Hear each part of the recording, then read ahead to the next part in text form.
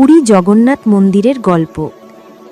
পুরীর নীল সমুদ্রের পাশে দাঁড়িয়ে আছে ভারতের অন্যতম পবিত্র মন্দির শ্রী জগন্নাথ ধাম। এখানে ভগবান জগন্নাথ, তার ভাই বলরাম এবং বোন সুভদ্রার চিরন্তন রূপে পূজা হয়। এই মন্দিরের শুরুতেই লুকিয়ে আছে এক অলৌকিক হৃদয়স্পর্শী কিংবদন্তি। কথিত আছে, শ্রীকৃষ্ণ ভূপাতিত হওয়ার পর তার দেব অংশের একটি পবিত্র অংশ, বিশেষ করে হৃদয়, সমুদ্রের ঢেউয়ে ভেসে পুরীর তীরে এসে পৌঁছায়। সেই সময় রাজা ইন্দ্রজুম্ন স্বপ্নে নির্দেশ পান, এই দেব অবশেষকে রক্ষা করো এবং আমার জন্য নির্মাণ করো এক মহামন্দির। রাজা নির্দেশ অনুসারে মন্দির নির্মাণ শুরু করেন। কিন্তু দেবমূর্তি তৈরি করার জন্য দরকার ছিল এক অতুলনীয় কারিগর। তখন এক রহস্যময় বৃদ্ধ কারিগর এসে উপস্থিত হন। তিনি ছিলেন বিশ্বকর্মা, ঈশ্বরের রূপে আগত এক দেবশিল্পী। তিনি একটি শর্ত দিলেন, আমি মূর্তি তৈরি করব, কিন্তু কাজ শেষ হওয়ার আগে কেউ দরজা খুলবে না।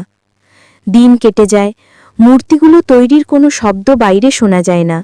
রানীর মনে উদ্বেগ বাড়তে থাকে, কারিগর বেঁচে আছেন তো? অবশেষে দুশ্চিন্তায় রানী দরজা খুলে দেন। আর তখনই অলৌকিক ঘটনা ঘটে। কারিগর অদৃশ্য হয়ে যায়, আর যেই মুহূর্তে দরজা খুলে দেবমূর্তি গড়া থেমে যায়। মূর্তিগুলো থেকে যায় অসম্পূর্ণ, বড় গোল চোখ, ছোট হাত, কাঠের মতো গড়ন। রাজা শোকাহত হলে আকাশবাণী শোনা যায়, এই অসম্পূর্ণ রূপই আমার চিরন্তন রূপ, এইভাবেই যুগে যুগে আমাকে পূজা করা হবে। এরপর সেই পবিত্র রূপেই প্রতিষ্ঠা হয় জগন্নাথ, বলরাম ও সুভদ্রার দেবমূর্তি। পুরী হয়ে ওঠে এক মহাতীর্থ। প্রতি বছর রথযাত্রায় 3 ভাই বোন বিশাল রথে চড়ে গুন্ডিচা মন্দিরে যান। লক্ষ লক্ষ ভক্ত রশি টেনে রথ এগিয়ে নিয়ে যান।